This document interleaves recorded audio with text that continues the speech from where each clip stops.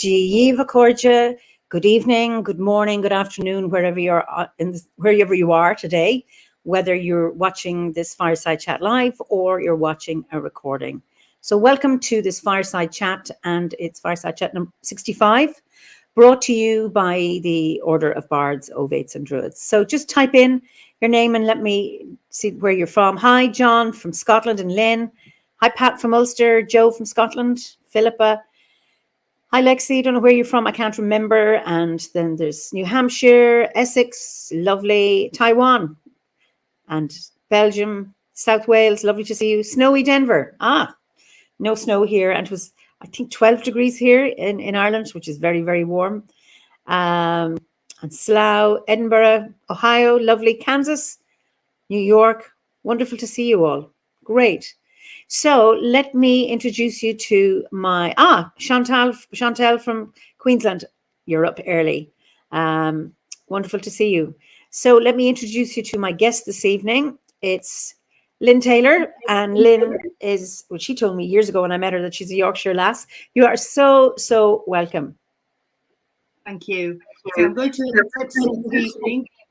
So I'm going to say it in Yorkshire, how do Silly. I'm going to say it in Irish, Tranona Ma, and I'm going to say it and attempt to say it in Welsh, Nos Waida, because I'm going to be trying to say Welsh words this evening. So I'm begging the pardon of everyone who speaks Welsh for my awful pronunciations in advance. So hello, everybody. Well, you're so welcome, Lynne. And I have never been to Yorkshire. And Howard, my late husband, he lived in Sheffield as a young boy. And we had hoped before he passed that we would go, but we never got to do that. So will you tell our viewers what Yorkshire is like? I mean, I know there's West Yorkshire and then there's Yorkshire. I'm not too sure about the geography. So if you're from Yorkshire, you're from Yorkshire. It's okay. Geographically and culturally distinct. So Yorkshire is a part of the old, I will say, because everyone understands Celtic, although it's not used very often in archaeology anymore, but the old Celtic tribal kingdom of Brigantia. And we have 3 ridings, which are, it's an old Norse word, which means thirds. And I grew up in West Yorkshire in the Pennines. And I love Yorkshire. I love Yorkshire folk. I really love Yorkshire dialects. I like the intonations. I like the humour. I like the fact that people are quite pessimistic, because pessimists are rarely disappointed and frequently pleasantly surprised. So yeah, it's a great place to live. I really love Yorkshire. I love that. But, you know, rarely, what was it? Expecting the worst but getting the best, or that kind of thing. Yeah. Or maybe have, I know this notion in psychology that depressed people often have a greater handle on reality.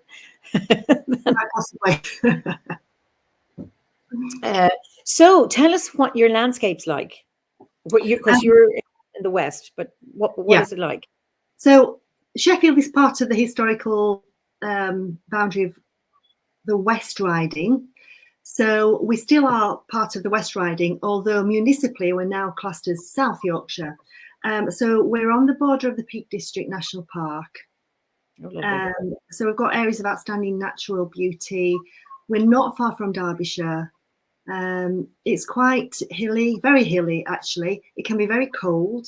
It can be quite exposed. We have something called the Pennine Bounce Wave, where the southwesterly winds hit the Pennines on the west side.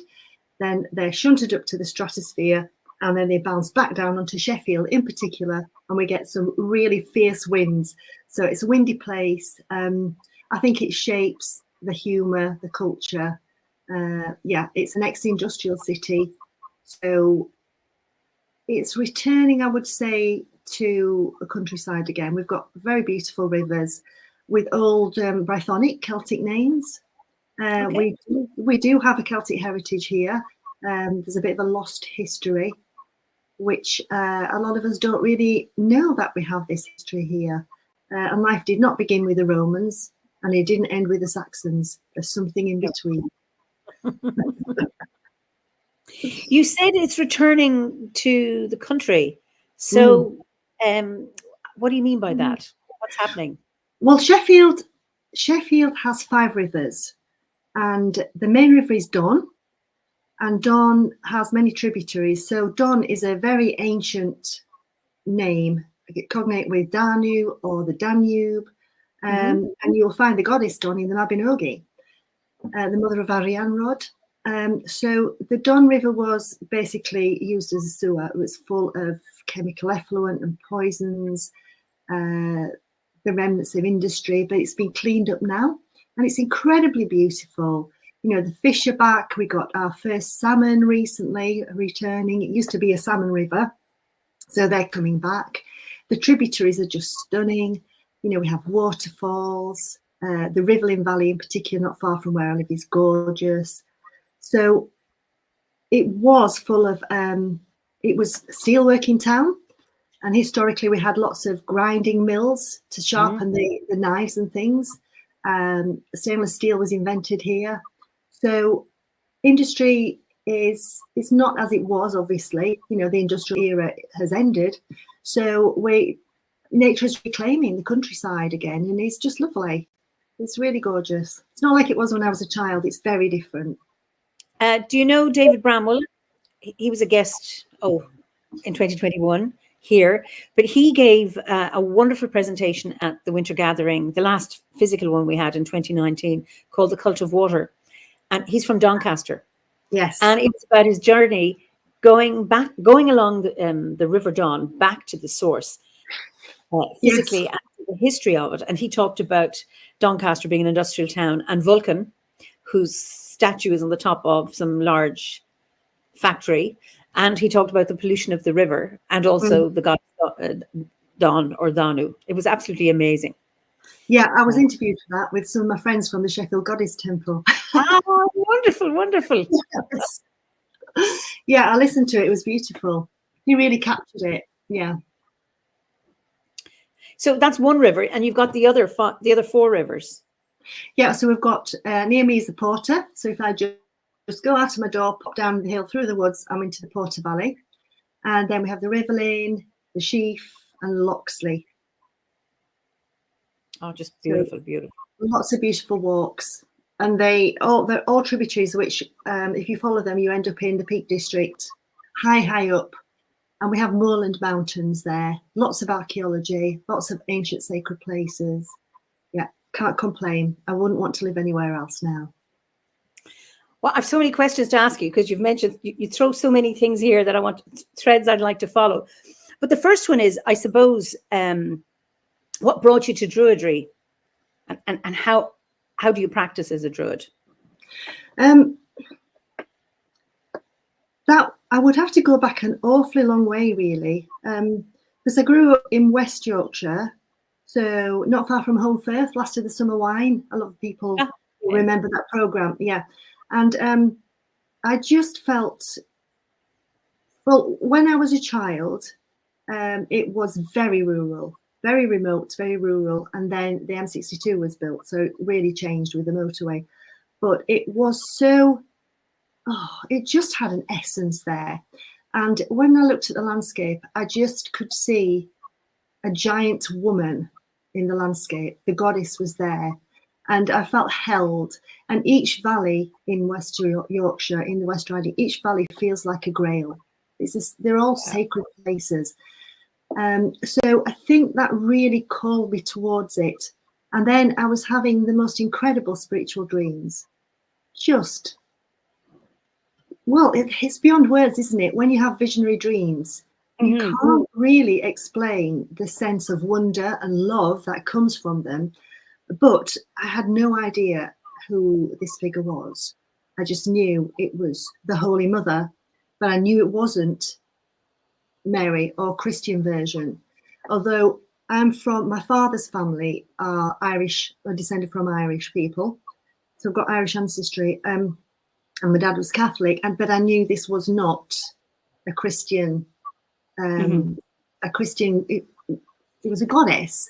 I had no idea. I just could not work it out, and that set me off on the search. So I sought really, really hard to try to understand this mystery, and this person who kept appearing to me. full of love and full of wonder. And I just knew she was, in some ways, a holy mother, but I knew she was a goddess. And then I started to discover more about my own heritage on my father's side.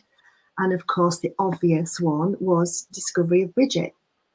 And then I have a degree in archaeology and anthropology and prehistory. So I knew quite a lot about the landscape and about the eternal names in our landscape. Now, the eternal names in archaeology are names which are incredibly ancient. So some of them are Celtic or pre-Celtic, and these names remain. So rivers, mountains, hills.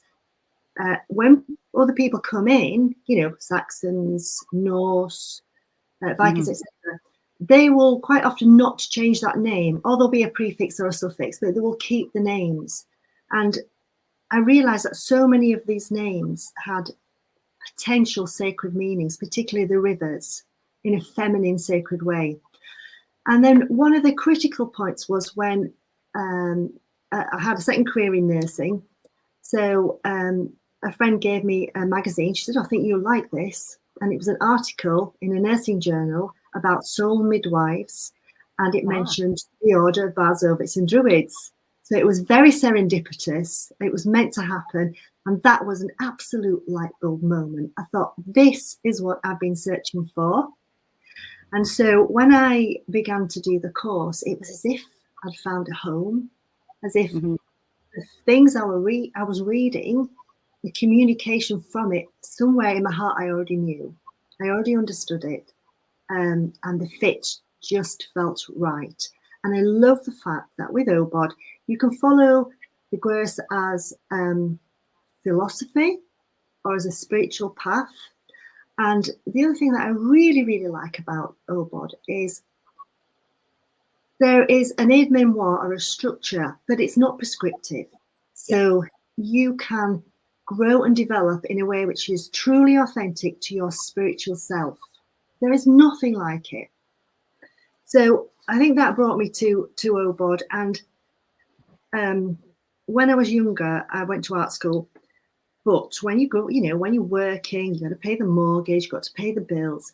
Being an artist, giving time to that felt so frivolous and so unnecessary, because when you're young, you are driving forward and there are so many pressures on you, aren't they? Exams, professional exams, particularly when you're a nurse, the shifts, it's pretty exhausting. And it just, I never regret that career. It was so important, and it really did teach me about humanity and compassion. But because you're busy, you put aside the creative. That's right. Now, OBOD gave me permission to begin to be creative again. Wonderful. And I will always thank OBOD for that, because I re-engaged with music, I re-engaged with art, and at the ripe old age of 63 last year, I had a commission to illustrate a book. So I'm just going to thank my friend Jamie for giving me this commission to illustrate his book. So Jamie Lang, Anglo-Saxon Paganism. And I really enjoyed it. So this is thanks to OBOD. So I've also took up the harp again and wrote a book for a book of harp compositions, but the songs and the compositions are largely based around the sound of the Pennines, the sound of my hills, my home, and the myths and legends of this area. So all this is thanks to OBOD. I'm now a silversmith as well, because I've retired, so I've got more time. And again, I would not have engaged with the creative side of who I am had it not been for the Bardic course. And there's no rush. I know sometimes when I go online and look at the Facebook page, I don't go on often, lots of youngsters who are starting off on the Bardic grid are very worried about time. They're not doing enough, they're not feeling fast enough. Let me tell you, it took me 25 years at least to complete all the grades. There is no rush.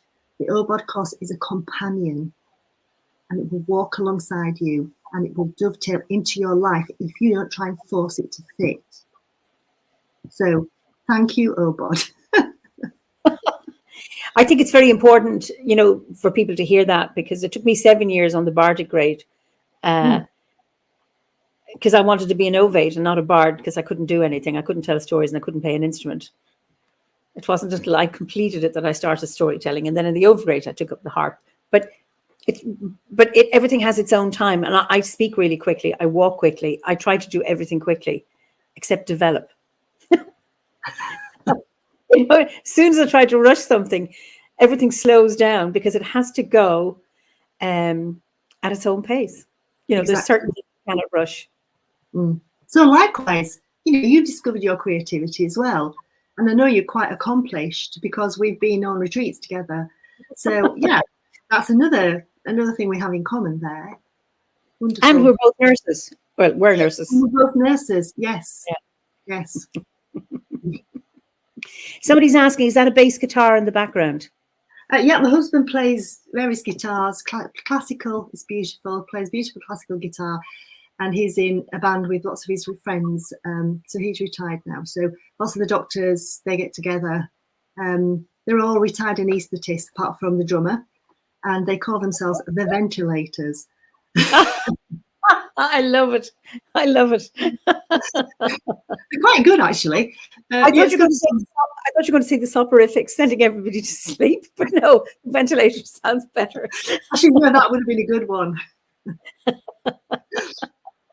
Yeah, so we've got various instruments in this house. So we had a massive drum kit because my daughter is a percussionist. She's a drummer. Well, she's a junior doctor professionally. She's a doctor.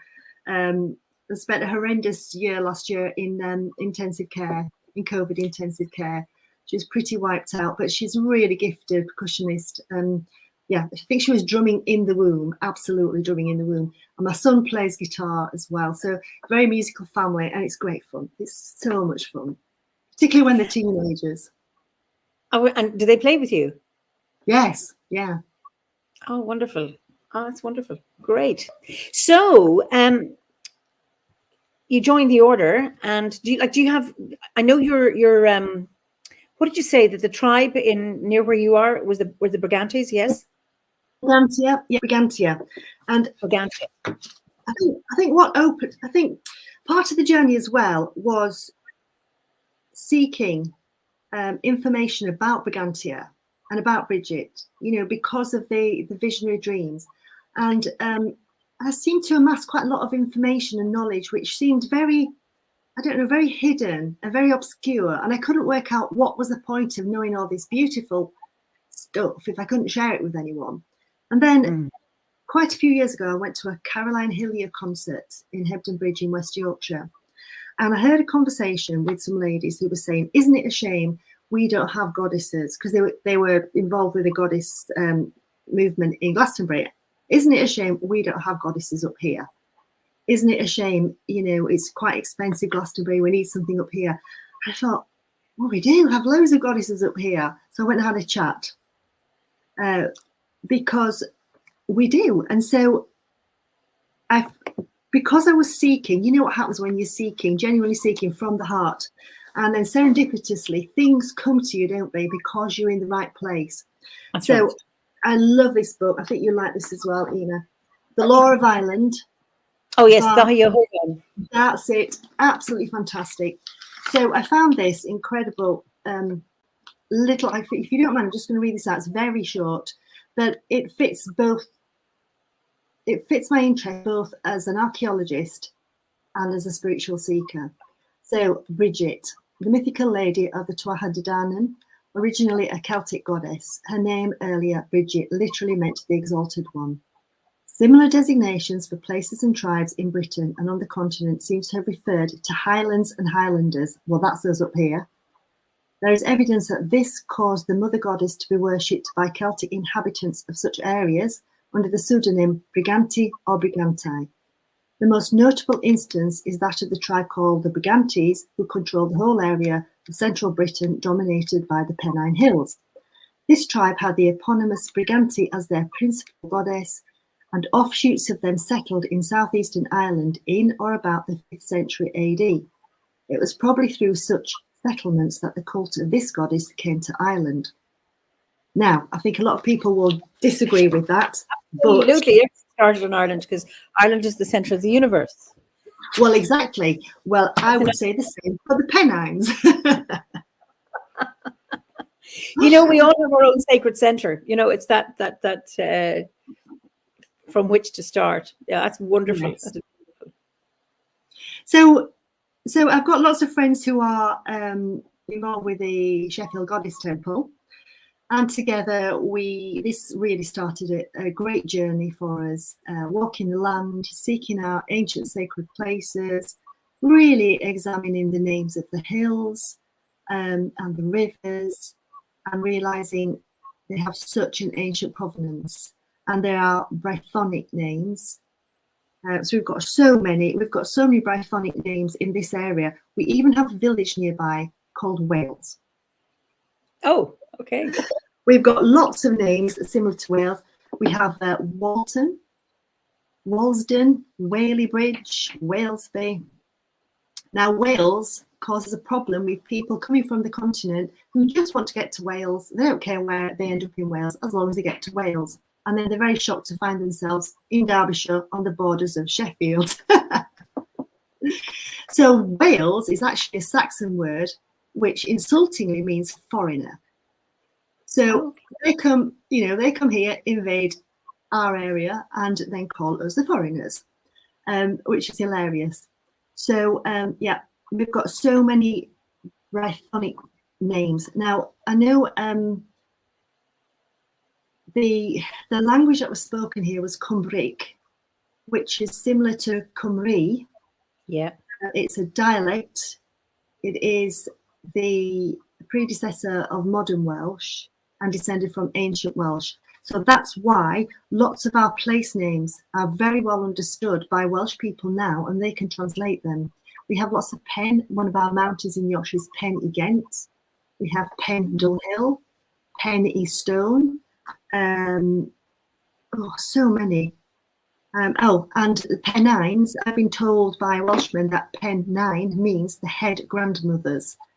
So these Pennine is North Welsh for grandmother. And they're very ancient, worn down hills. And when you're high up on the hills on a winter's day and you see the hoarfrost or the snow on the tops, and then there's a gradation of colour, and they're sitting there like great big grandmas in their armchairs with their white heads, you think, yes, these are the grandmother hills. Wow.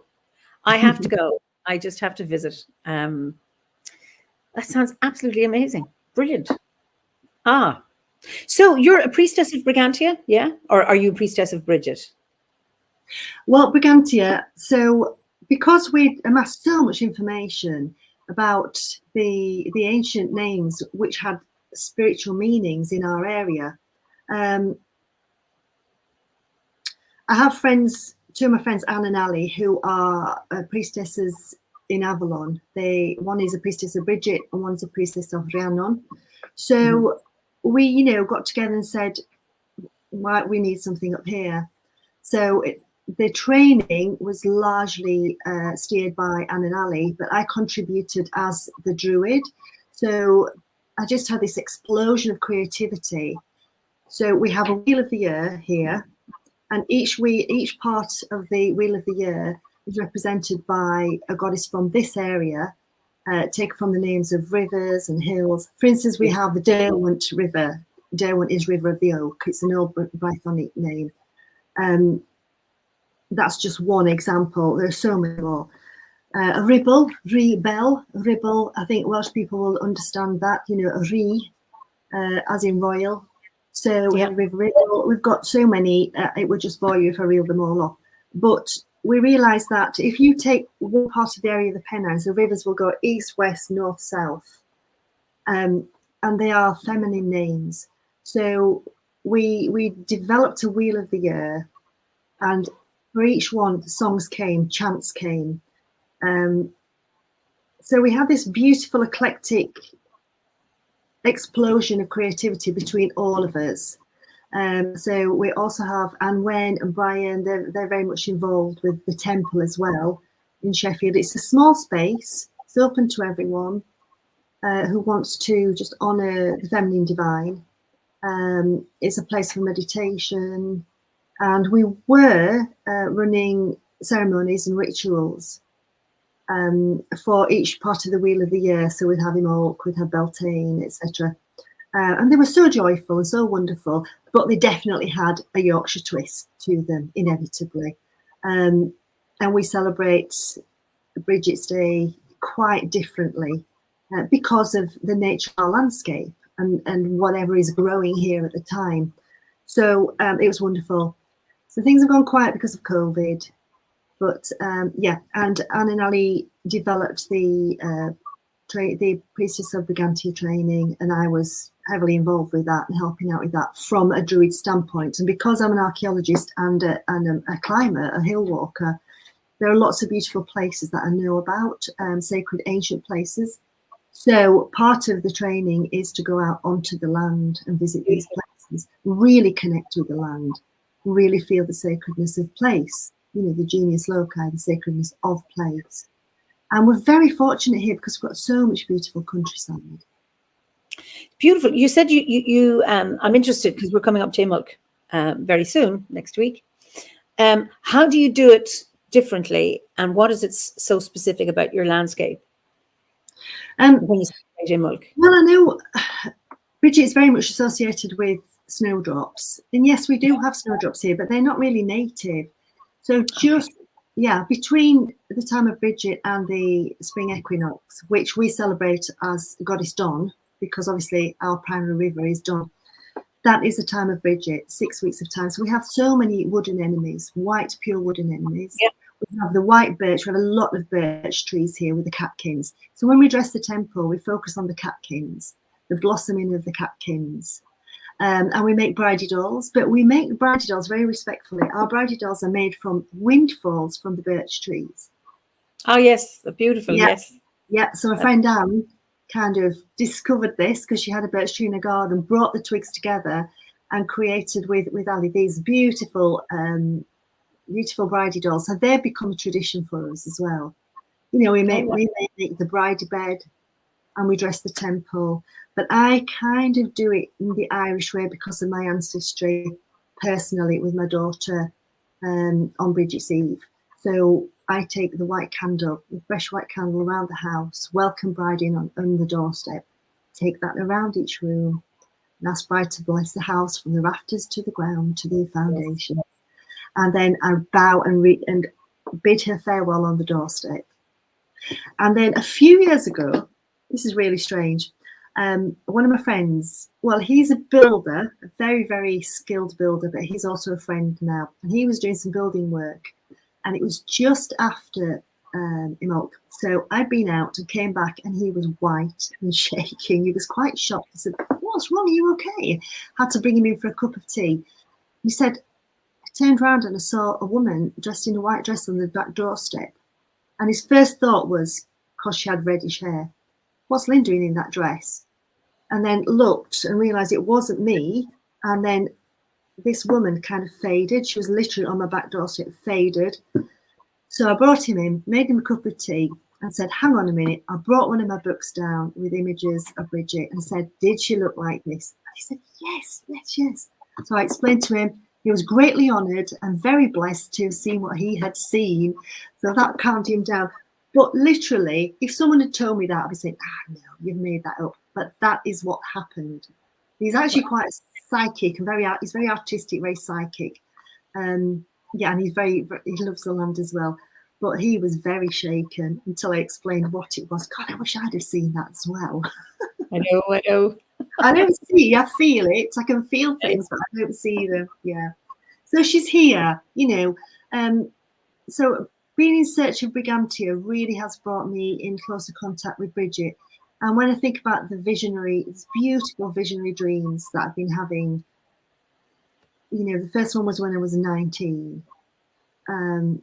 I think now it's all part of a master plan somehow, a spiritual master plan, which has called me forward. And it's not about that destination. It's about following that river of spirituality.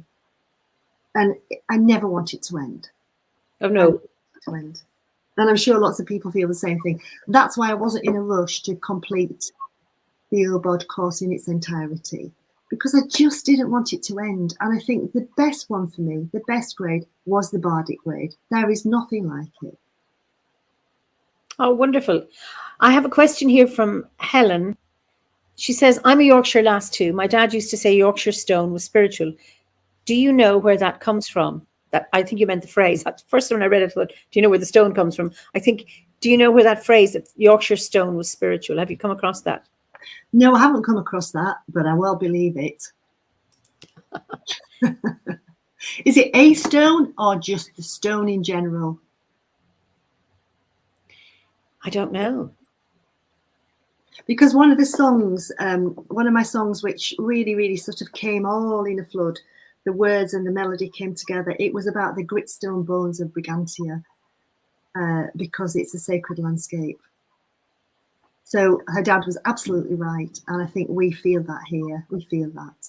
Or when we go up to the tors, the high tors, and you sit there. We've got lots of what we call tors here, gritstone or limestone tors. In fact, there's a place not far from here called Dinas Sich Tor. Now, I'm sure a Welsh person could, if there's anyone who's Welsh and listening, they can translate that. So that's another ancient Cumbric place. And yeah, the landscape, the rocks, you can sit and snuggle into these tors, into the clints, the gripes, the crevices. You can sit in them. There's a place I love, and I go on my own. Higator, sit at the end of Higator. It's like the prow of a ship, and snuggle into the stones, and the wind sows through, and there's a chord of music as the wind comes through. It literally plays a chord of music which rises and falls, rises and falls. So the stones here sing. Oh, it's magical. Absolutely magical. There's Hannah Semple, and Hannah's in Wales, I think. I don't know if you have any Welsh, Hannah. Snowdrops aren't a native to Britain. They first recorded in Gloucestershire, do you think? Yes, they're not native to Britain, exactly. Yeah, okay. But they're very gorgeous. Silver Branch asks, and I don't know if it's a fair question, but you can have a go at it, to compare Bridget and Carridwen. Well, I think a Welsh person could probably answer that properly, because I think there's a discrepancy with the way Carridwen is viewed. I will say New Age is viewed by some movements, and she's been rediscovered. But my understanding from other Welsh people is Carridwen does not mean a crone or an old one. It means a maiden. So, but I don't really. I think they're separate. It means what? I think when the name Carridwen is broken down, the etymology of the word, I think I've read from Welsh scholars that it actually would mean a maiden, not a crone.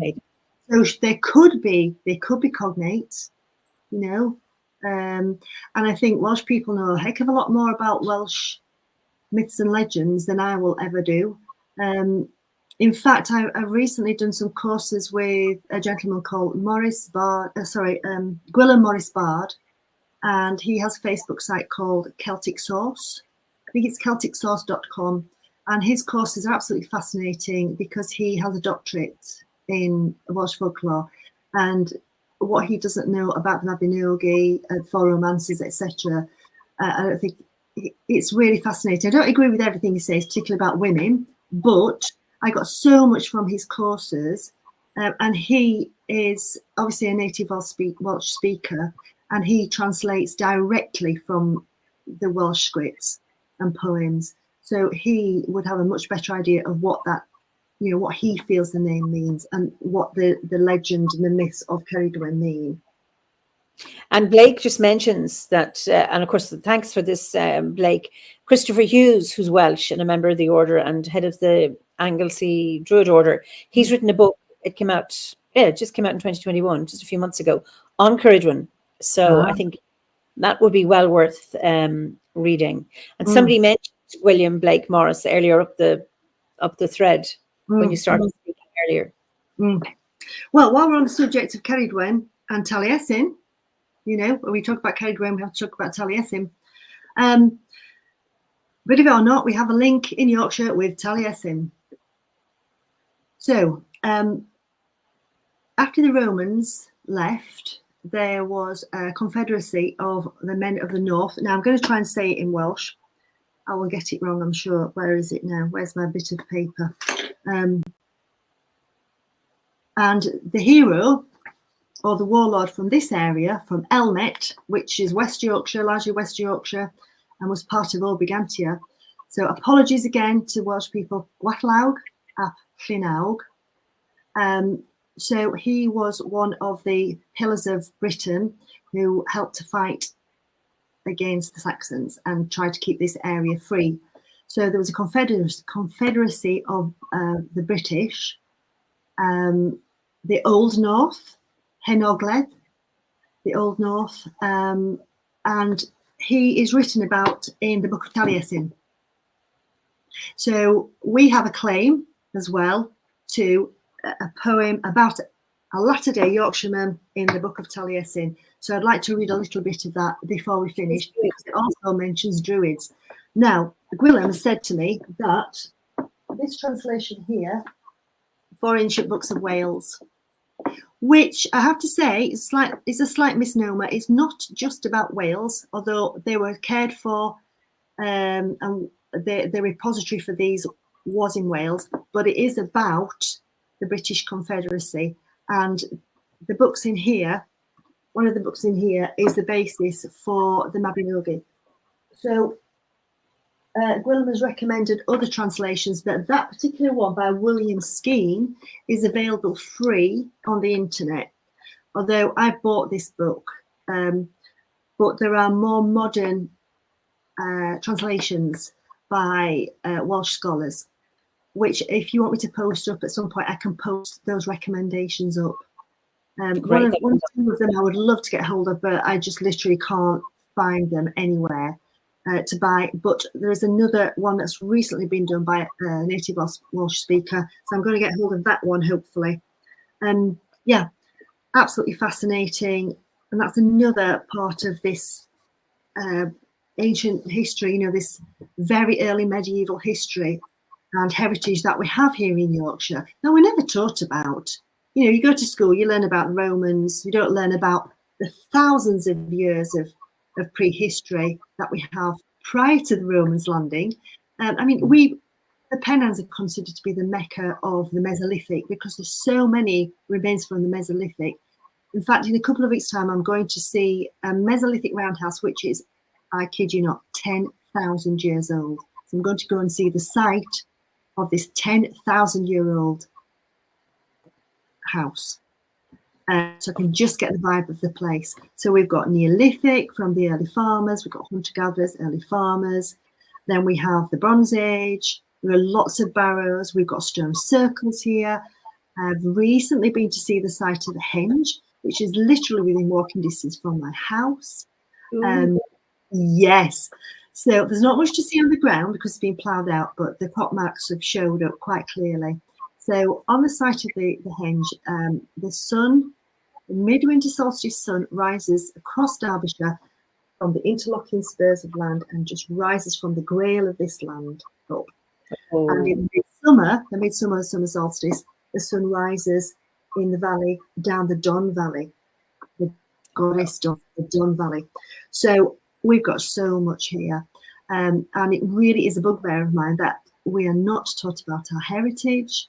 We're not taught about what happened, you know, before the Romans. We're not taught about what happened after the Romans, unless you go to university and study it, and then you become a rabid Yorkshireite like me, and determined, you know, on a mission to promote the heritage of our beautiful county, which is named, called God's Own County or God's Own Country. And if you come to Yorkshire, you'll see why.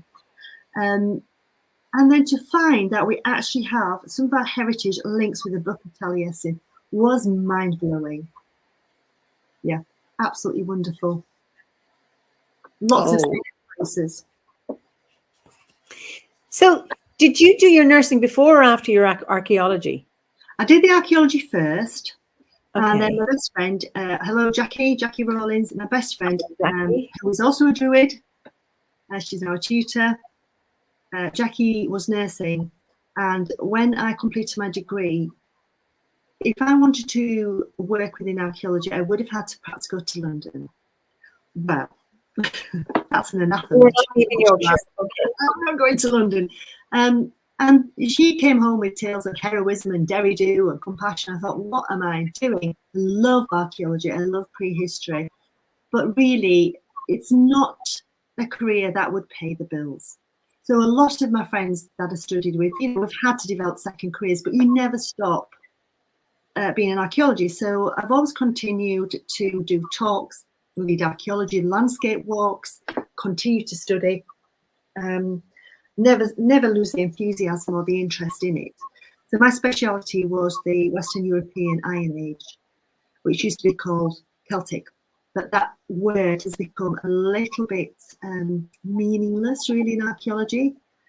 Which now, if I get into the C word, that gets people hot under the collar, and that's a whole other subject, which would take a whole other, evening of talks. I'm just going to stop there and not proceed down here. But that was my interest. I think partly because I had Irish heritage as well.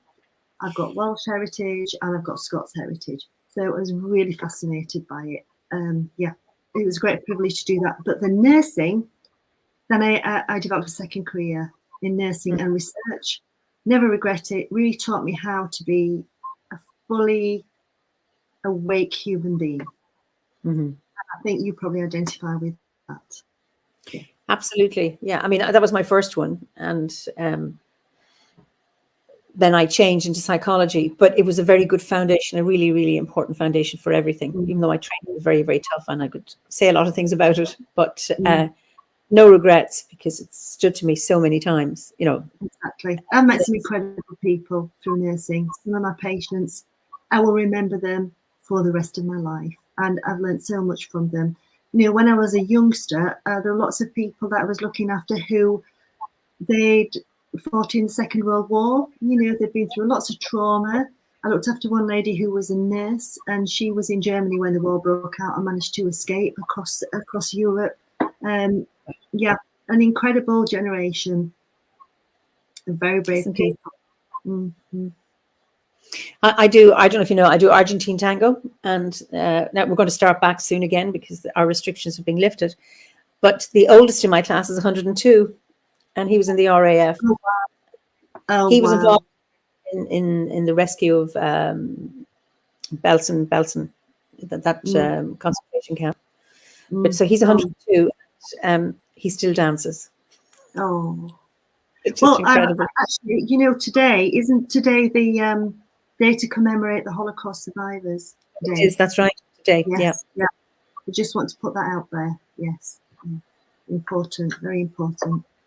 And it's not just Holocaust. I think it's genocide everywhere. So they're including the subsequent ones in Rwanda and Bosnia and all the other places that just because I can't remember all of them, that genocide everywhere. Thank goodness, that it needs to be acknowledged and remembered, and that never happens again. But we live in hope. We live in hope. We live in hope. Yeah. Prepare for the worst and hope for the best is what we say around here. That's right. So when I know we have ancient sites near where I am, and it's always wonderful to wonder, well, what were they used for? And many of us might like to use our imagination, and then the archaeologists go, no, you can't. You have to stick to the cold facts or whatever it is, and sometimes it can be rather dry. So how do you get around that as an archaeologist and as a druid? How do you use the magic? I've got one foot in each camp, which makes walking very difficult. I bet. It really does. And I can sort of stand on my left foot and be incredibly esoteric. I can stand on my right foot and be incredibly scientific. I studied what was called really social archaeology, which is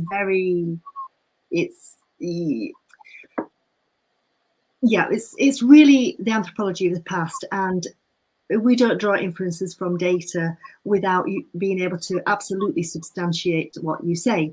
So, but if you just do that all the time, like you said, it's dry, it's boring, it's desiccated. So you sometimes have to pontificate as to what it could be. You might be wrong. People get hot under the collar, and they shouldn't, because anyone's guess is as good as anyone else's guess. But I think with strontium analysis, with LADAR, with DNA, that, you know, we know so much more than we used to do. I used to hate the Neolithic because it was so tantalizing, so intriguing, but you just couldn't get anything out of it. But now that's really changed. You know, it's opening up more. So I think the scientific facts are still amenable to the wonder. But I don't think people in the past were necessarily any wiser, any more spiritual, any more enlightened. They were just human beings, you know. There's a bit of a romance attached to the past, which I think is quite unrealistic. Yeah. But I've been to Ireland many times, and there are places, you stand in Ireland, and because the Irish people have looked after their heritage so much better, and the Industrial Revolution, particularly in Yorkshire, you know, we had the mining, we had the steelworks, quarrying. We've lost quite a lot of our archaeology and our sacred places. We know where they were. Antiquarians from the 17th and the 1800s have recorded, fortunately, lots of our places for us, so we know where they were. But we're still fortunate in the Pennines to have access to living places, you know, where the stone circles are still there, where the standing stones are there, where the cup and ring marks are still there, lots and lots of cup marks. So I help out with an amateur group now, as an amateur, to do the field walking and helping to search. It's run by, I won't mention his name, but it's run by a very, very proficient professional archaeologist. So he is helping to record and uncover more of our heritage here, and good on him for doing that. You know, he's quite well motivated. So there's that side of it, but it does not detract from the wonder. The other side is when you stand in a stone circle in the Pennines at the midsummer solstice sunrise and you see what happens, then you think, the feeling, you have to be there to see what they felt. So for instance, I'm a night owl. I hate getting up early, but my friend Dan and I, one of my friends from the Goddess Temple, we actually got to crack dawn, well, before dawn actually, set off at 3:30 in the morning, midsummer solstice, went to a local stone circle up in the hills. It was a full moon, absolutely beautiful. We scuttled up and up and up these hills and got to the stone circle, and we looked at this beautiful moon, turned around to watch the sunrise. Now, just to let everyone know that in the Bronze Age, when a lot of these smaller stone circles were built, the sun rose in a slightly different position because the earth has slightly wobbled in its axis since then. That's why Stonehenge is not bang on line. It was, but it isn't now. So if you need to go further to the left, slightly to the north, to see where it would have risen. So we were looking, and these incredible light effects, almost like spinning vortexes of light, because there was moisture in the air. Ooh. And almost like a sundog appearing. And it was, the light is so pure. It was an incredible experience. We turned around to see if the moon had gone. And then we saw what we'd almost failed to see, is that the stone circle, although it's very small, had been built so cleverly on a slope of the hill with a tiny henge. Now, henge is an earthwork with a tiny little henge around. That it had been built so cleverly on this, on the lie of the land, so that instead of the shadows going forwards, they actually converged, almost like the OBOD symbol. They converged. Wow. And they all pointed at a very significant hill across the way. So they were pointing at, now is it Win Hill or Lose Hill? We've got Win Hill and Lose Hill. I think it's Win Hill. But they were converging, almost like arrows, pointing at this hill. Great long shadows in this golden light with these strange spinning light effects from the moisture and the oblique rays of the sun. Absolutely magical. So my scientific brain is going, now aren't they clever They obviously studied this area and this particular place, because they knew exactly where to put that stone circle. They knew exactly how the shadows would fall. I think the ancients were playing with light. They weren't stuck in front of a TV or a computer or on social media. They were out there connecting with the land and playing with light. And that was a moment I will remember until the day I die. Wow. Yes. It's just incredible. I'm looking at the painting behind you with the long shadows cast by the trees.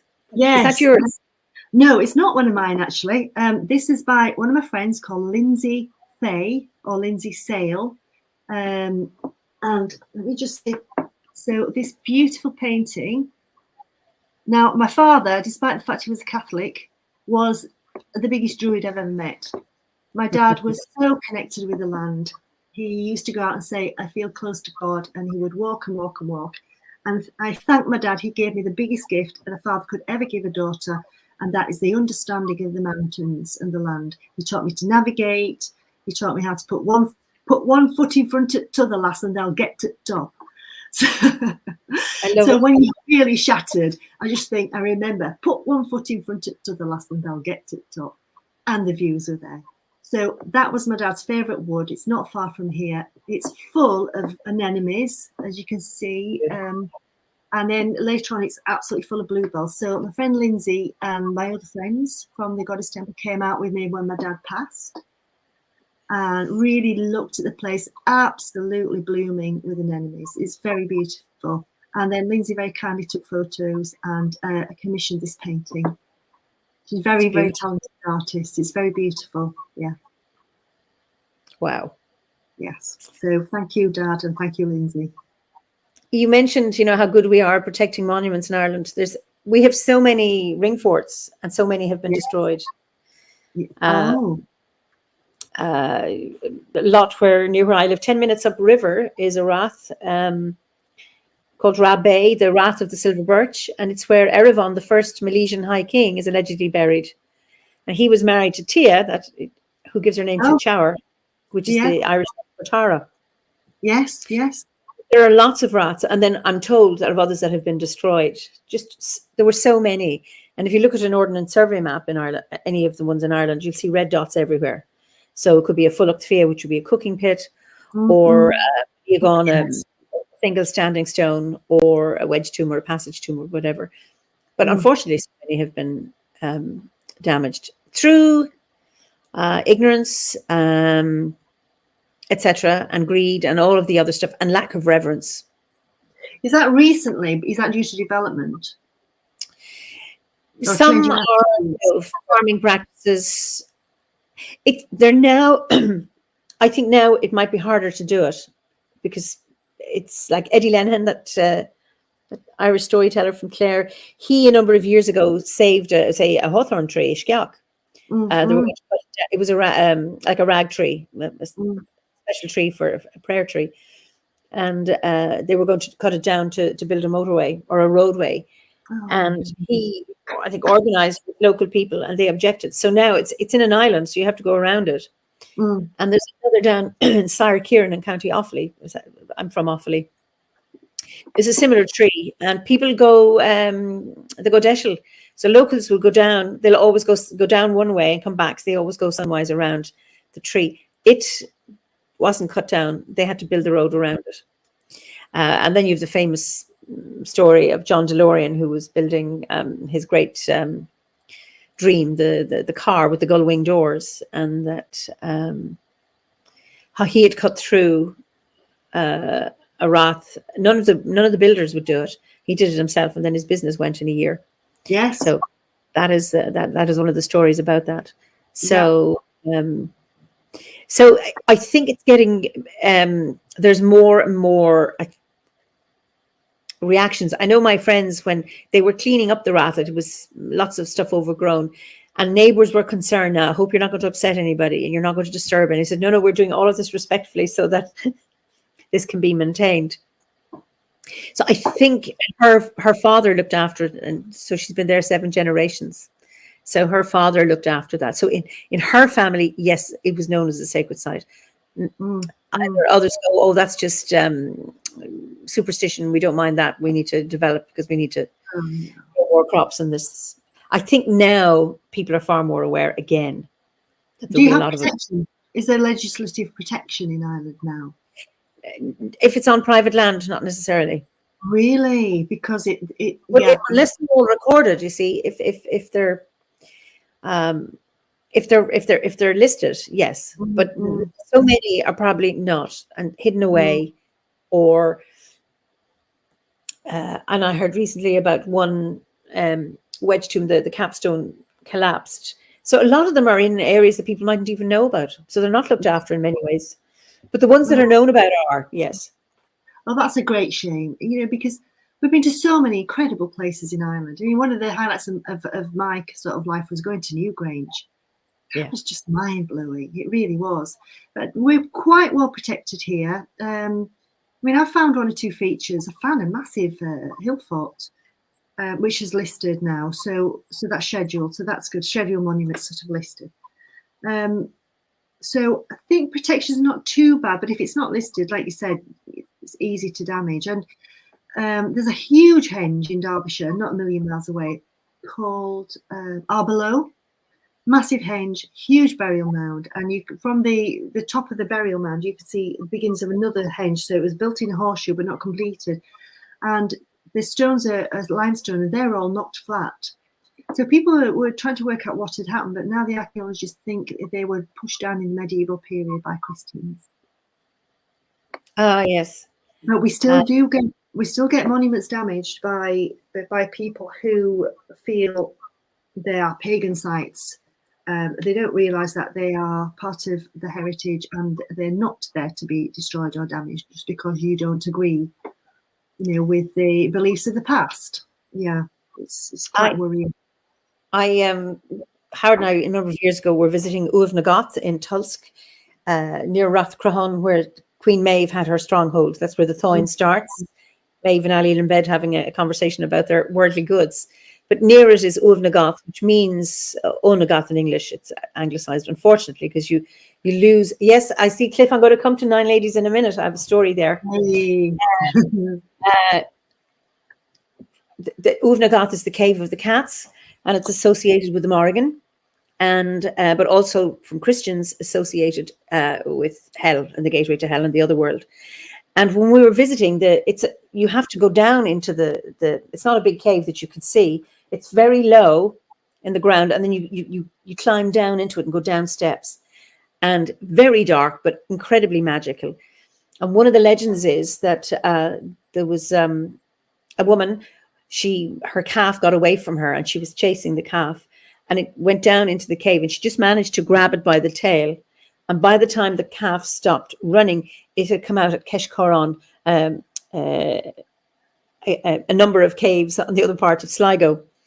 But we were about to go into this cave, and the owner, or I don't know if he owns the field, but he owns the house next door to it.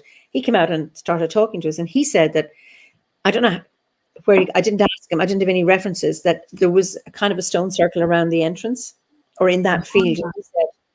What he said was the Druids had removed the stones to protect it because of damage maybe by Christians. Whether that's true or not, I don't know, but it's really interesting. So no evidence of it. But Nine Ladies, Cliff, my stepson William died there in 2007, and he had been one of the echo warriors looking after Nine Ladies, and it took them 9 years to protect the Nine Ladies from a quarry. And so they had built sky rafts up in the trees, and he had his bender, and they were there many, many years, but they won their case. So I think they won a year after William had passed. He died naturally, but a number of people had died there as well. One by drowning, one by, I remember his friend concerned that there were elemental deaths. One died in fire, one died by drowning, one died by falling off the air or from a height. And they had these underground tunnels, and she got them to stop it because she thought the fourth person is going to die in the earth. William died. He died in his sleep. But being in Nine Ladies was a really, really interesting place because they're small little stones, and then there's I don't know if there's another stone. Is that the king or Yes, I know it well. I know it very, very well. Yeah. Oh, I'm so sorry, Eimear. So just a very, very interesting place, and to see what these warriors did, and they actually succeeded. That was the thing, that they managed to save it. They did, because we used to go out and see them in the trees and just think what incredible people they were. And they did save it. And it was shocking that, they wanted to quarry all that out. It's just shocking. But they've saved it. And I think attitudes are different now. I think we're more aware. We're more aware of what we have, and we're more prepared to protect it. People are much more aware of what we have in this area. So we're very fortunate in that respect. And we've got lots of wells as well. You've got Bride's wells here. Okay. Prayer trees. We've got Ellen's wells. Lots of Ellen's wells. Okay. Which then became St. Helen's wells. But they were, they preceded the Christian era. We have, you're talking about Newgrange, and if you come to Ireland again, we have Knockrow, which means the Red Hill, a passage to, and it's in South Kilkenny, so it's about 45 minutes drive where I am. And it has two passage tombs aligned to the winter solstice, one to the sunrise and one to the sunset. And that's rare. And Muireann Súilleabháin is the archaeologist who excavated it. Oh, I can't remember how many years ago it was. And the local community have really worked on creating an event at the winter solstice. So what they didn't do when they did the excavation, I think they always knew it was there, and there was a roadway going right through the middle of the site. Yes, yeah. But they didn't put the capstones back. They didn't repair it or rebuild it like what happened in Newgrange. They just left it as it was. And the interesting thing is that I think there's maybe 4 or 5 different stone types used in Newgrange. Yes. It's the same type of stones are used in Knockrow, but all of those stones are found in the valley just below the site, where for Newgrange, they've had to import them. Yes, yeah. And it's aligned to Slievenamon, the Mountain of the Women. There's a cairn up there, maybe dedicated to Banva, one of the 3 sister goddesses. And then there's a stone circle in Tullahocht.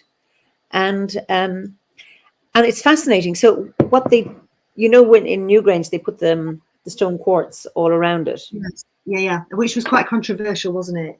Which is quite controversial. So on either side of the entrance to the passage tombs are little piles of white quartz. And then there's 2 other piles at both sides of the site. And they've been left. That's where they left them, where they were found. And in the south, the western facing one, or the western sunrise, there are carvings inside, but not on the sunrise one. But all around are stones, and there are carvings in all of them, but you have to be there at a particular time of day when the light is right to actually see them. Exactly. So at the winter solstice, you'll see some, but I was there a few weeks with a friend, Alwyn, and it was about 4 p.m, so it was the low setting sun, and I saw other carvings on the stones that I'd never seen before.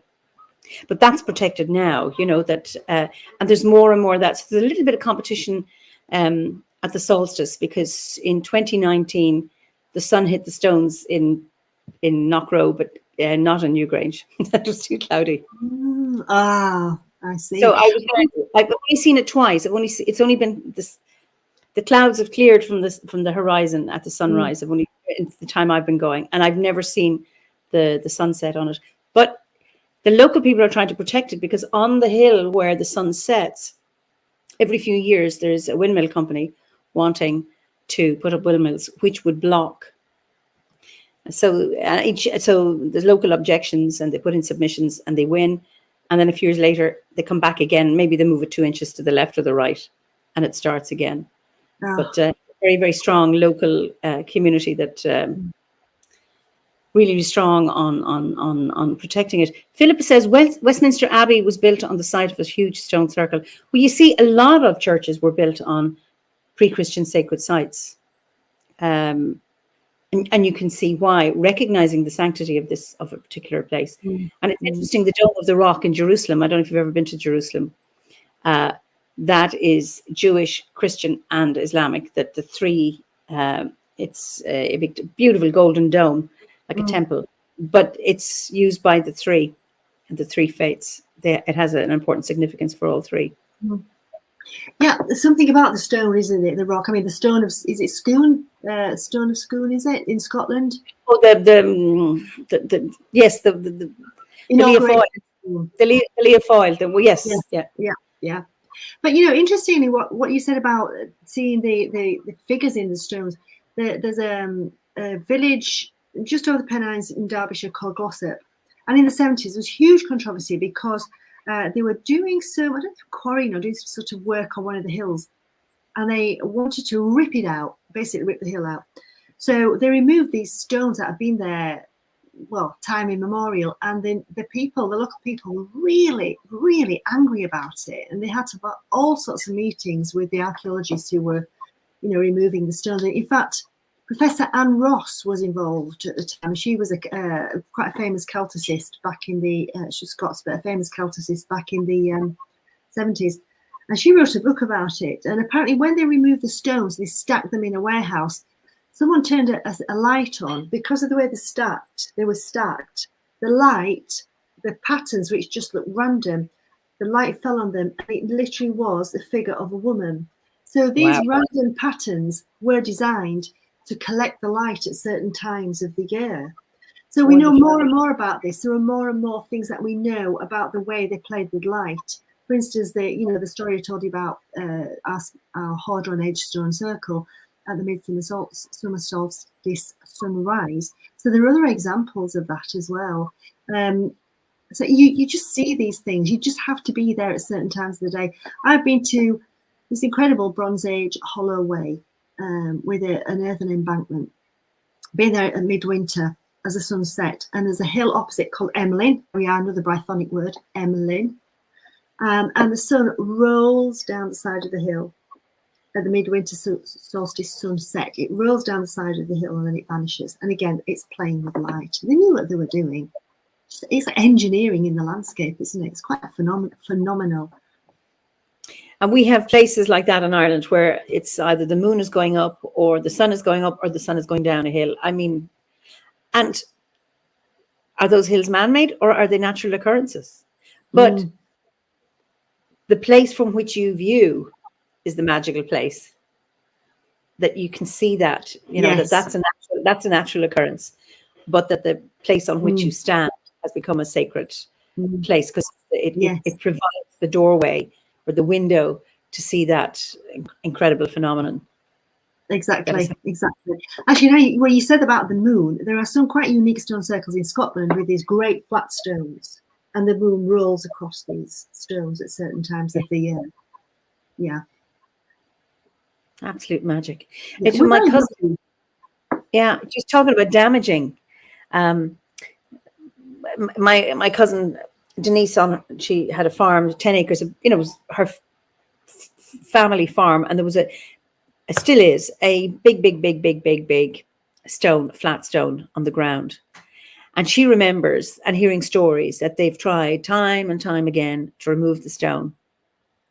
And they got JCBs and they got also, I mean, obviously before JCBs, they were doing levers and horses and carts and all of that stuff. And then JCBs, and nothing ever very worked. So when she took over the management, she said, this stone is not to be moved. It's a sacred stone. It does not want to be moved. And we work around it. And it's about, because so many stones have been removed because they're in the way, when in fact, it's that they can't be left in place. Or they've been smashed for building, you know, stone hungry, industrial revolution, or dry stone walls. Yeah, there's another place in Derbyshire. The name escapes me now. It's a natural tour. It's quite Robin Hood Stride in Derbyshire, and there's a stone circle right underneath that. I think there are only 4 stones left now. But you can see some of the stones have been taken out and placed in the bottom of the dry stone wall. So if anyone's hanging around a stone circle, just have a look at the dry stone walls in the area. Look for outliers. You might find extra stones there. And we have a carved head cult in West Yorkshire, which people think might date back to the head cult of the Celts, you know, the soul in the head, the soul being in the head, and yes, taking the heads of your enemies, so you would hang on to that. But we do have a stone head cult, and we don't quite know how long it's gone on for. Are these gargoyles? Are these copies? But you quite often find incredibly ancient dry stone walls, and there will be a stone head hidden at the bottom of them. And in Castleton, in Derbyshire, in their small museum, massive stone head, considered to be the head of Brigantia. But of course, someone's come along and decided it's a man now. Well, how come you decided that? It's genderless. So, yeah, right, exactly. It's not the done thing in archaeology now to try to ascribe gender in that way, particular to masculinize something which has no masculine features. It just is. But it's huge, you know, and that was recovered from the base of the dry stone wall. But you were saying about the stone circles, how they have stones from different parts, because you can analyze the provenance of each stone. I've always had this theory that people were collectively bringing stones from different parts from their communities to join the centre. So the stone circles become sort of a centre of their area, of their region. And that's what they have actually found in Orkney, that the stones were brought from different parts of Orkney for the Ring of Brodgar. So they were actually doing that. You mean from the one island or from other islands? No, from the island, but from different parts of the island. So it's really fascinating. And there's a huge stone in East Yorkshire. It's in a churchyard. It's the tallest single standing stone in England, possibly Britain, but definitely England. And that was brought up from way up from the beach for kilometres. This incredible stone, but it was obviously part of a big stone circle once upon a time. Yeah, we've got some real weird and wacky places in the north. Long Meg stone circle, that's a great one. That's associated with it. So if Carr mentions her, so just tell us a little bit about Long Meg. Well, I think Long Meg's associated really with the midwinter solstice. I think that's one of the main alignments for Long Meg. So there are these vast, squat, gigantic stones. They remind me of Avebury. They're not quite as big, but they are so huge, and you know the girth is massive. It's really quite remarkable that they move them. And then Long Meg is a very tall, slender stone with cup and ring marks on it. So she is a different type of stone, and it's quite possible that what happened was when people were building stone circles, these cup and ring mark stones were usually, and still are, found flat. So people were carved. We've got lots of them in our area, particularly on the edges, Stanage edge. They were carving these patterns into the stone, and then people, when they were building the stone circles, recognised that these ancient stones were sacred, so they incorporated them into their stone circles. But so they're older. Yeah, they're older, but it's a pretty freaky place, Long Meg. Jackie, if you're watching, I don't know if you remember the moonlit night in winter when we went to Long Meg. I can't believe I'm telling you this. I can't believe I'm telling you this. I feel so stupid. You know, my scientific brain completely deserted me on that night. So it was a windy night, midwinter, massive, great big full moon, freezing cold. So we went to Long Meg. Let's go have a look at Long Meg. And it's quite remote. You drove up and then you walk into Long Meg, and we sat behind one of these gigantic stones, like a great big protective grandmother. And it was freezing, so we decided it was time to go back. It's a little bit spooky. So we're walking back down the track, the farm track, turned to look at Long Meg, the big stone. And I thought, I said, that looks a bit close, doesn't it? You know, it must be an optical illusion of the moonlight. Because I always think things tend to look further, not closer. So we carried on walking a few steps, looked again. I swear that stone's getting closer. So don't be daft, it's just an optical illusion. Carried on walking, looked again. Whoop. And every time I looked away, as if that stone, Long Meg, was coming closer and closer. And, you know, We were in our 40s at the time, so we ran down the farm track squealing like schoolgirls. It was terrifying. I can't explain why that happened.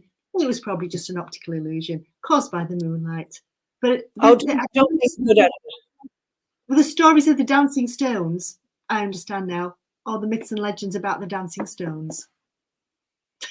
Well, I mentioned we were talking earlier about before we came on air, the Fellowship of Vices. That I knew Olivia Robertson, and she was one of Philip's teachers, and she followed when she was explaining anything. You always use the opposite of Occam's razor. Is you have the most fantastical explanation. Never Occam's razor is you have the simplest, most straightforward, logical explanation for anything. And she'd say, no, it has to be the opposite. So those stones were moving. Ah, okay. I'm not going back there in the moonlight. It's a great place. Oh, just we were talking about Rolling Stones. Sorry, Rolling Stones. It is, isn't it? No, Rolling Stone. The Rolling Sun on a stone, not the Rolling Stones on a sun. We have the Rolling Stone of Boham, and the 22nd of April, as sunset plays out, it appears to roll down the north slope of Patrick, which also happens about August 23rd. Okay, 22nd of April and the 23rd of August. Lovely to hear that. Thank you for sharing. No, I must go. That's somewhere I really want to go. I really want to go to Patrick. I've been to Inishbofin. I've got a very good friend from Inishbofin. Beautiful place. I really would like to do the pilgrimage on Patrick. Not in bare feet, though. No. I did it once on my 37th birthday, and I was the fittest I've ever been in my life. I'd never been that fit before or since. And I ran up and down in 2.5 hours. I was just so fit. Wow. And it's a hard climb because there's lots of scree, except not loose gravel. It's loose rocks. I mean, rocks this side. I mean, well, these are stones, but I mean, in America, these are rocks. But it can be quite dangerous. You know, it's not that. Well, I know people have died, but in the fog. But it's a hard slog, but well worth it because the views are incredible of Clew Bay when you look down. It's just with all the little islands. Yeah. Yes. See that. Like the eggs in a basket, the little drumlins are in the it's just beautiful. Somebody has asked for references, and I don't know. I mean, we're talking about so many things. There aren't any one reference. So if anyone else has references, can you please put them in just to share with people those? Because there's loads of researchers here. There are always people with extra information, which is absolutely wonderful to for you to share your knowledge. So thank you so much. So if anyone can put, do you mean book references or place references? Sure. I don't know what the person is asking. They just said, can you give us references? Okay. So there's another John King. John is up in Scotland. What about Lud's Church? Do you know Lud's Church? Yes, I do. We've got lots of place names Lud around here. We've got the village in Calderdale, more or less deep in Old Elmet, called Ludenden. Okay. The settlement of Lud, and we've got Lud Hills, we've got Lud Lanes. It's really quite a common name here. So Lud's Church, I do know Lud's Church. Yes, definitely. Yeah, and that's another example. Thank you for posting that up. So that's built on an ancient site. Yeah, there is the memory of the sun god written in our landscape still. And what is Lud's name? Cognate with Lou. Oh, okay. Yeah, oh, very good. Yeah. Oh, brilliant. Wonderful. Yeah, I'm sure there'll be Welsh people there will be saying, is it Ludden Lefelys? Yeah, there'll be someone there who will know more about that than I do. But yeah, very ancient. I just think it's marvellous that we've got these place names. You know, our mythology, although it's not written, we might have lost a lot of the oral tradition, which in Ireland is fortunately still there, but it is memorialised for us in our landscape names, and that's what we've been aiming to recover. You know, with my friends from Sheffield Goddess Temple, is resacralisation of our land. You know, re-honouring, creating enchantment, bringing that back, creating ceremony around these beautiful places, and yeah, using the landscape names for sacred purposes. So it's been very inspiring. Incredible. I'm just getting back to John. Interesting how Luddite is a sun god, but it's a very dark slot on the earth. I don't know what that means, John. Do you know? Well, the Luddites, I don't know if John's referring to the Luddites, because of the Colne Valley where I grew up in West Yorkshire, which is not far from home, we had Luddites, the Luddite rebellion. So initially people had a domestic mode of production. So they were weaving and spinning incredible woolen fabrics, which were traded all over the world. Then the factory owners moved in, built massive factories, absolutely destroyed it. People were in effect imprisoned, particularly children, in these horrendous factories, literally tied to machines. So the Luddite rebellion were people who set out to smash the machines, which was because these factories were taking over their livelihood. Mm-hmm. Completely. In fact, I used to live in a weaver's cottage. So we have these gorgeous cottages. Some of them are 3 stories, and the whole of the top story and the second story, they have these mullioned windows that go right across, and they're quite often facing east to catch the southeast to catch the early morning sun. And that was the domestic mode of production where people were spinning and weaving in their own homes. So the factories destroyed the culture, destroyed their livelihoods. Well, you're getting a lot. Maybe that's what he's referring to. But he said Lud's church is in fact a very dark slot on the earth. Okay. Yes, it is. So he's referring to Lud's church. Yes, it is a very dark slot in the earth. Yeah, it's I don't know what you call it. It's like a crevice, a cleft in the limestone, and you go right into it and walk through it. Oh, okay. And then Cliff, I think you might be talking about it. Stones found in a peat bog are on show in a chapel now. The carvings are beautiful and clear. I don't know where you're talking about. Oh, where's that, please? Yeah, so Cliff, maybe tell us where that is, because and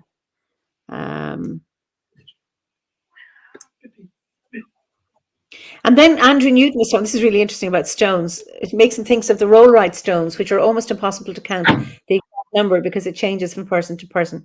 And remind me, where are the rollright stones? Near Oxfordshire. Oh, okay. Yeah, they're fascinating.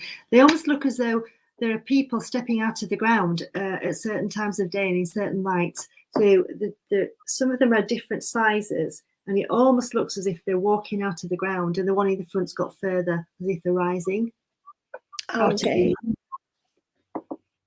And I mean, I know there are stories around standing stones, the circles that they were people who broke a rule or something, didn't honor something, and then they were turned to stone. There's a stone circle in Wicklow called the Piper Stones, and I think they were, I think, musicians, but hadn't done something wrong. I can't remember the exact story, but they were turned to stone and are there to this very day. I think there are legends and myths about the 9 ladies in Derbyshire being similar, but I don't know if there's anyone watching from the Lake District, from Cumbria, another ancient Brythonic name. The Castle Rig Stone Circle there is my absolute favourite place. It's got very busy. It's been kind of discovered by lots of people, but it is just beautiful. The alignments, the light effects, the way the clouds will sort of layer, the way the sun rises and sets. It's a really huge stone circle, but the views are out of this world. Oh, wonderful. I just, I did loads of comments. I can't, anyway, okay, the name, the same for the King's Men, they were bound, a bunch of knights turned to stone. So that's the rollright stones. And then Cliff's, does that make sense? Yes, because there's the rollright stone circle, and then a little way apart, the knights are there. Oh yeah, that is really quite an enigmatic collection of very large standing stones. And for all the world, it does look to me at certain times of day in the light as if it's a woman, you know, with flowing hair and a cape surrounded by knights. It's just got that atmosphere. I think one of the best dolmens I've ever seen is in Wales. And honestly, the standing stones, the capstone, the points of the standing stone are so fine, it looks as though it's floating. I can't remember the name of it. I'm so sorry. It's in not far from the Shropshire border, South Wales. And when you're driving towards it, literally you can see it, the form of a woman in the landscape as you approach it. It is incredible. The way they built that, the engineering. How on earth did they do it? And they do look like moving figures walking with cloaks, carrying, almost like a bear, B-I-E-R, carrying this gigantic capstone. But you can feel almost as if they are people. There's an essence of movement. I mean, the artistic sensibilities of the people who built them, you can kind of get it. Is it Pentre Ifan? That's the one. Thank you. Oh, great. John and Jane have and Ali have done the same. Thank you. Thank you. Thank you all. That's very nice. That's great. This is just fascinating. Yeah. And that church where the stones from the bog is in Scotland. That's what Cliff says. So okay. Mm. And then sorry, Eimear, there's a slight delay on this. He says my pronunciation is good. Pentre Ifan. Oh, thank you very much. Yeah. Individual, spectacular. Okay. Thank you. I have no Welsh, so unfortunately. But Hugh, Hugh's in Taiwan, but it's near his parents' home. Oh, lovely. Brilliant. Great. Hortestone Stone Circle. Where's that, Salve? We're getting loads of stuff here. And Salve, she's in Ulster, in Tyrone. She'll come back with that. So absolutely fascinating. So I'm just get back to so the more personal. So what is the big? I mean, how has druidry helped you? In your life, or how has it supported you? It's definitely supported me in helping me to believe that creativity is a birthright. It's a gift. It's part of being a human being. And it gave me permission to re-engage with that, which has been so enriching, absolutely so enriching. I was extremely ill a few years ago with cancer and having cancer treatment when I was studying for the OBOD grade. That fitted perfectly with that period of time. And, being quite a mature person, and allowed me. I won't talk too much about it because, obviously you're not supposed to give too much away because it spoils it for people who are going to follow their own journey. And every journey is absolutely unique. But it really did help me to engage with healing. And then, I've just turned 64. So that's why I'm saying there's no rush. For me, it was a companion along the way. Yeah. Absolutely. A companion along the way. It is not a replacement for, say, if you're unwell, say, it is a companion to support you in your recovery, but it doesn't replace, say, grief counselling or seeing a doctor or mental health care support, but it is a companion on the way which will help to accompany you and support you in times, whether they're good times or bad times. And what I sometimes found when I opened those beautiful little books, I just love the books rather than the internet, snuggle up under a duvet, open those little books. Sometimes it was almost as if it was talking about something that had happened the week before. How does that happen? How do they know? And then because I was an Iron Age specialist and I was very interested in my Irish heritage, I learned about the Ogham. And I teach Ogham, and I take people on woods and walks through our beautiful, because Sheffield's very forested, it used to be called the ugly picture in the beautiful frame because of the industrial centre. And then, this beautiful countryside. So I lead walks through the woods and teach people about the trees, about the esoteric meanings, about the herbal and medicinal, I'm a nurse, about the medicinal side of it, like tamoxifen for breast cancer, came from you, etc., etc. There's so many. And then I teach Ogham and teach people how to make them. When I got to that part in the lessons, I'd already done it. It was as if I was already in the flow. And then I just felt I do not like being told what to do. I'm not a conformist. I don't want to be in control of people, and I certainly don't want to be controlled. And I love the freedom that OBOD offers, and the way you can approach it as a Christian. You do not have to be of Celtic ethnicity. Anybody, I think, can follow the OBOD course. I think that's very, very important to say, you know, because yes, of course, lots of people really resonate with Celtic ancestry, and that might be very important, but it's not necessary to be that, to follow the OBOD course. I think anyone from any ethnicity could follow the course, and it would guide them. It's very wise and it's very gentle, but it's deep and profound. You know, and I've come across one or two people who said, oh, I started the Bardic course, but I've done it all before. I don't need that. Well, you haven't really done it all before. You're looking at your own reflection in the surface of a lake. That's what you're seeing. You're not diving underneath. Dive underneath and see what else lies there. And I think some of the things that often occur to me about the past, you know, talking about the men of the North and all the battles, people didn't live beyond the age of men 35, women 30, you know, in the early medieval period, in the Dark Ages. People never got past the ego stage, except for the odd few who managed to become older and wiser.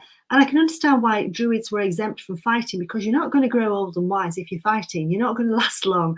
And I think the ego, I'm not using that term derogatively, because as you know, as a psychologist, you know a lot more about this than I do, Eimear. The ego boundary is incredibly important, particularly when you're young. It helps to protect you. It helps you to kind of build your confidence within that. It helps you to sort of battle, you know, the slings and arrows of life. But as you get older, the ego boundary begins to be more porous, and sometimes it can almost fade away, and you can become fully awake. You know, I do a lot of mindfulness, and I just find it invaluable. And I do find that the OBOD course has sort of accompanied me in that development through life, from a young woman to a mother, to a hardworking nurse, to a mature woman in her 60s. Because I've taken it slowly and relished it, it has fitted my life, and it has been a companion, and I've found it incredibly helpful. You know, I found it joyful and uplifting and magical. I also found it incredibly supportive in difficult times. So don't worry, don't rush. Just let it walk alongside you. You mentioned teaching Ogham. Do you have any Ogham stones in Yorkshire? We don't. There is what I know. There is a very ancient one in England, down near Wessex, and it just basically says this was the house of so and so, or this is the house of so and so. But it doesn't mean to say that we didn't have them here. There's no reason why we wouldn't have had them here, particularly because it was a Brythonic speaking area. It's just that so much of our heritage, our stones, have been ripped out. We have a lot of Viking stones with the points, you know, with hands pointing, this is the way to such and such, just sort of pictorial. Oh, yeah. But there are no known pre-existing Ogham stones. But that does not mean to say we didn't have them. Like I said, because we've had so much industry in the north of England, a lot has been destroyed. And we do have standing stones with cup and ring marks. We do have quite enigmatic stones with quite worn and eroded patterns on them. We do have some stones where the side angle has marks in, but it's so eroded because we have gritstone here and soft sandstone. It's not igneous rock, it's very soft. So in 1,000 years, it's going to erode. Yeah, it's interesting.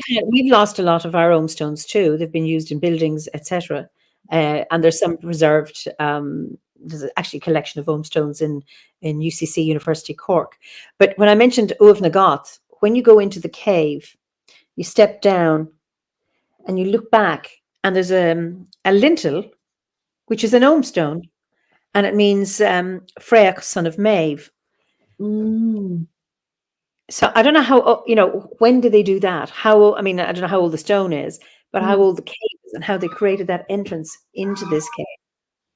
I think the belief is that it's hard to date stones, but the belief is that they're around about 400 AD.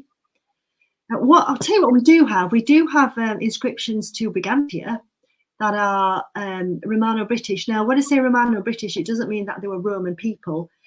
It was of the Romano-British period. So from, I think it's around about the 2nd century AD, we do have altars and inscriptions to Brigantia. And in fact, when I was an archaeologist, I was working on a site in West Yorkshire near Castle Ford, and I excavated a stone. It was 2nd century, around about 2nd century. I excavated a small votive stone, and when it was cleaned up, it was a very, pictorially, it was very native. It was very British. It wasn't Romanesque at all. Two, like a picture, sort of pictorial images of water, and 2 nymphs, two little faces in it with various little symbols, and another little face peering over. And the dedication was the Nymphais. Now, Brigantia and Brigantine wells, Bridget's wells, cognate Bridget's wells. The Nymphi is believed to be one of the names ascribed to Brigantia. So that was another wow moment. There I am, a Yorkshire lass, digging up something, a dedication stone to Brigantia. I was meant to find that. Wonderful. What's her name again? Nymphais. So it's a reference to the water deities. Okay. Yeah. Nymphais. Is that where nymph comes from? Like water nymph? Yes, yeah.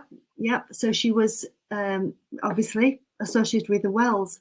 And we do have well springs, natural springs, and lots of finds, votive offerings in our area have been found in these springs. And there are 1 or 2 where if you feel into the rim, you can feel faces. So the faces were carved, the stone head thing again, the faces were carved, and then they were inset into the well. And there was one in North Yorkshire. Sadly, someone's gone and stolen them. It's been there for centuries, and they've vandalised it and taken away the heads from this sacred spring. I was just about to go and have a feel, like, oh, just feel these faces. It's gone. People have seen the faces as well at times. So yes, lots of similarities in the whole of Europe, really, for these water deities in the Bronze Age, and the reverence for the stones. Marvelous. But you've got to go there in all weathers, go there in all times of year. Make sure you go at sunrise, make sure you go at sunset, particularly near the equinoxes and the solstices. See what you can see. Look to see if there are interlocking spurs. This is where the hills and the valleys do this. So there's like a cup, and see if the sun is rolling down or rolling up and out of it, popping out of the mountaintop, popping out of the peak. See what happens. Because here in the Peak District, we have lots of lovely things. And wherever you live, there will be something. Well, I think so. And it's really important about acquainting yourself with your own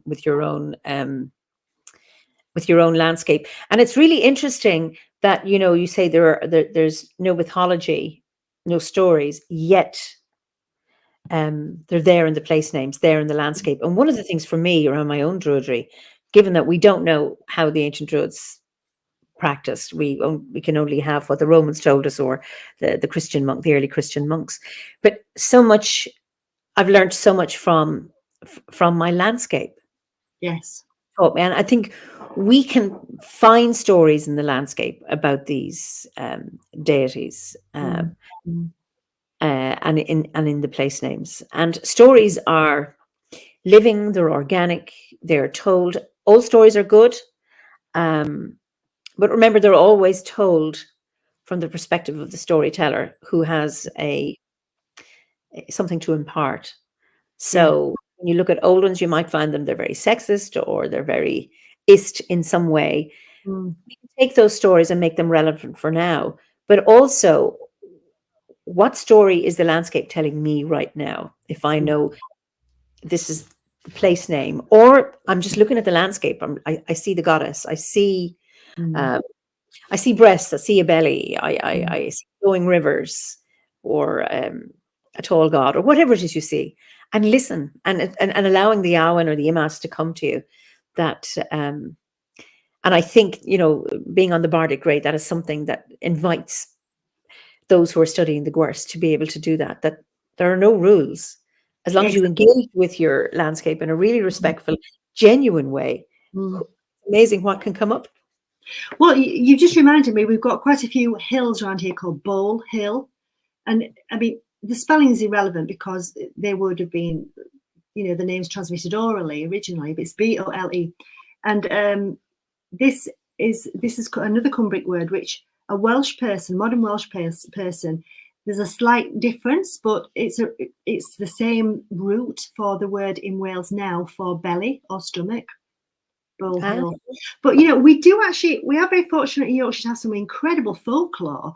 So although we don't have the ancient myths and legends as you do in Ireland, you know, Cuchulainn and Finn, which I was actually weaned on, and love them. Really glad to have some Irish ancestry. It's great. We do have incredible folklore. You know, we do have in North Yorkshire, we have stories about people coming out of the Hollow Hills. Yeah. They're quite tricksy, and they need a midwife, you know.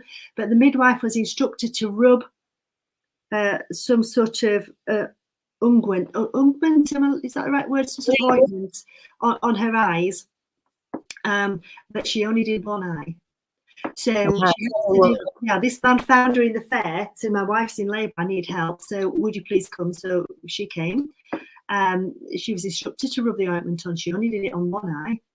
So she saw this was, with one eye, she could see this glamorous, incredible hall within this cave entrance. With the other eye, it was just a cave, cold and damp, poor. And then she was thanked and she left. And then she saw the man again in the fair and she said, "Oh, hello, how's your wife?" And he blinded her in both eyes because she wasn't supposed to be able to see him. And he knew she'd not put the ointment on. That's a very grim story, isn't it? But we do have some nicer stories. We have lovely folklore associated with great big burial mounds, sort of long barrows. What else do we have? We've got loads. Where I grew up in West Yorkshire, the Colne Valley, we have this incredible festival. It's called Moonraker. Now, I had a friend who was a PhD in folklore. She was quite excited to find out about the Moonraker festival, the Cuckoo festival. She said, "Oh, they're really ancient Celtic festivals. How come you got them in Yorkshire?" Well, we will have them in Yorkshire. You know, they're ancient, and I'm sure there were similar ones in, say, Denmark and Germany and France. So the Moonraker is the original story that I grew up with. Was a man, it's kind of a wise fool figure. A young man absolutely fell in love with this woman in the river, but it was the face of the moon, and he was trying to help her to get out of the river. And that's a very ancient provenance. But then, because of the prohibition on drinking and the tax on alcohol, it had another layer added to it, that the police came along, saw these guys trying to rake something out of the river, because they were hiding their booze in the river or the canal. There's a canal there. And he said, "What are you doing?" They said, we're raking out moon. So they were raking out the moon. But you've got to have the older legend to have the modern one. So of course the police thought they were a bunch of idiots and left them to it. So we've got the Cuckoo Festival. I love the Cuckoo Festival. The Cuckoo Festival, and I think there's one on the west coast of Ireland as well, which is very similar. So it was believed that the cuckoo, and you can hear them calling all over the valleys, you know, in Yorkshire, in the woodlands, the cuckoo brings the summer in. And so the men of the village tried to build a tower up and up and up for the cuckoo, because they wanted to keep the cuckoo in this tower. And they got to the very last course of stone, and the cuckoo flew away. So they couldn't keep an eternal summer. And the saying is, "Eh, lad, it were nobbut a course too short." Say that again slowly. "Eh, lad, it were nobbut a course too short." So it was nothing but a course of stones too short. We almost had the cuckoo. We almost had eternal summer. So we do have lots of myths and legends and festivals. We have incredible, and in Sheffield we have incredible lantern festivals, and people make these amazing paper and willow lanterns. you know, and they'll do processions, but they're usually associated with spring, with the rites of spring, because it's bloody cold up here, excuse my language, and winter lasts a long time. So when spring comes, we want to celebrate it. Absolutely. Wow.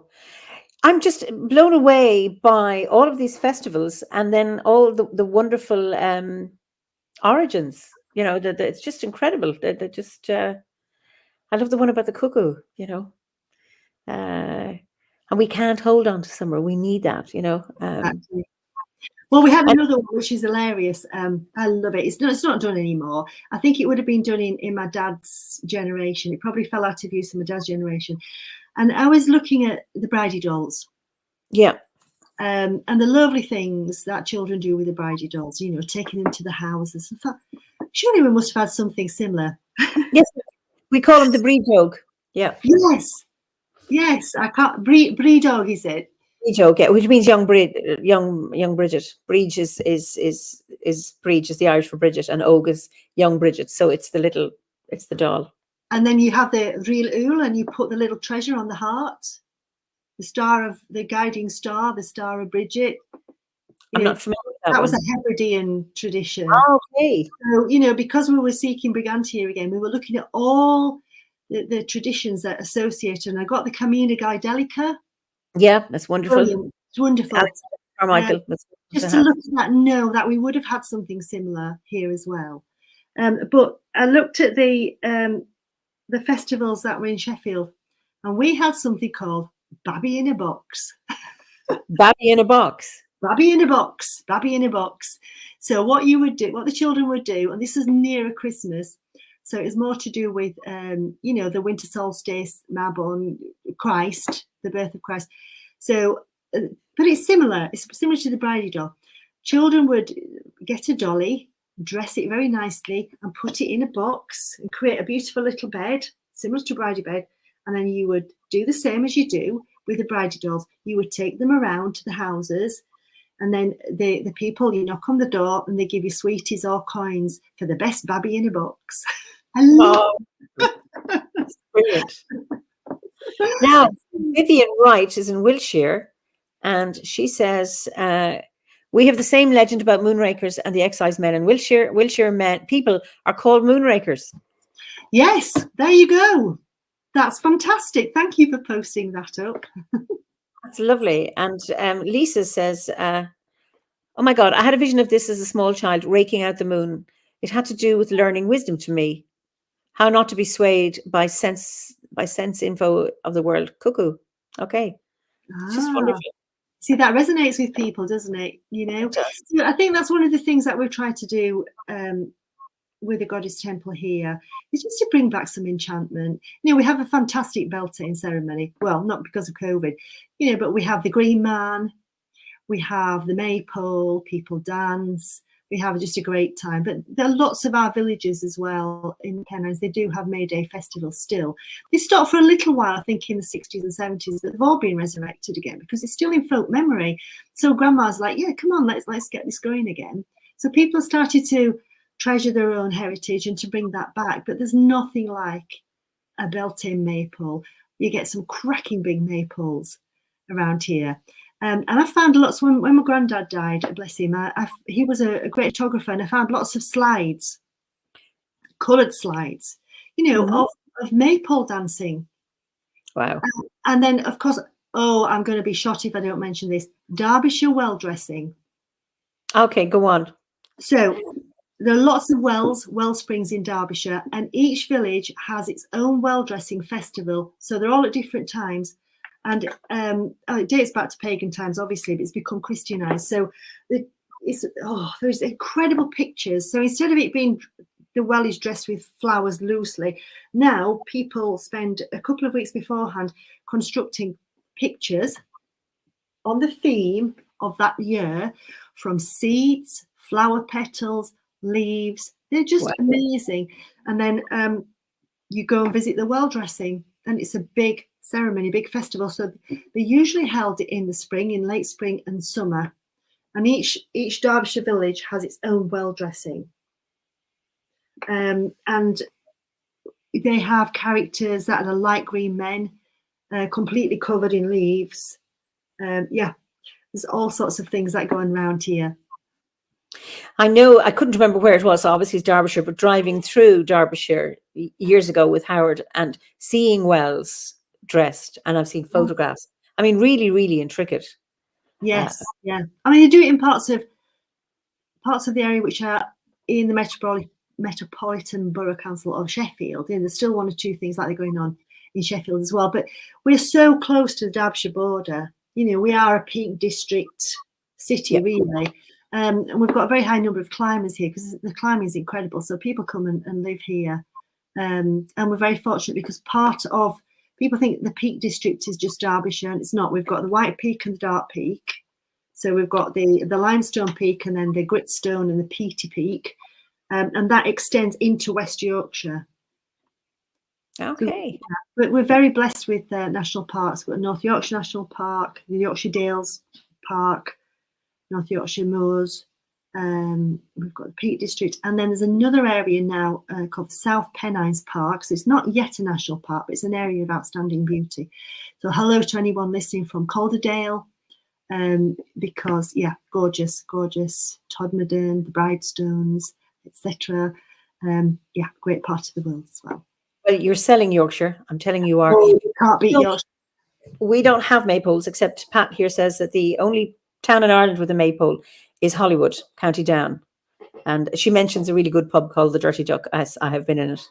And then Sean Hinchliffe says they're in Murfield. Before COVID, they were resurrecting the Scarecrow Festival. And that's really interesting because there's a town about 20 minutes from me, here where I am in Kilkenny, at Three Castles, called Durrow.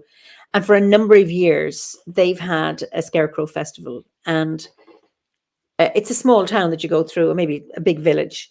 But they have themes. They did Harry Potter one year. They've done the Pope's visit another. But they have these ginormous, not just scarecrows, things made with straw.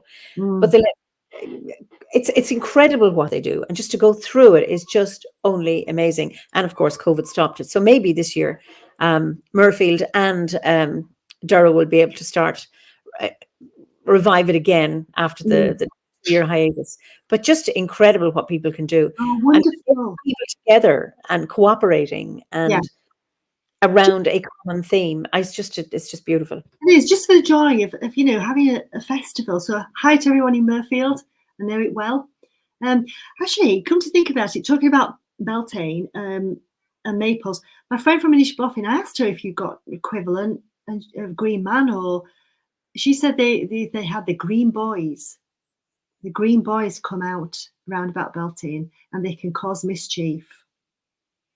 Okay, I'm not familiar with that. That may be around Inishbofin because there's Straw Boys, there's the Mummers, there's the Wren Boys, and I suppose different areas have different traditions. So the Wren Boy comes out on St. Stephen's Day, which is your Boxing Day, and then they're there around. It depends on where you are in the country. There are different traditions.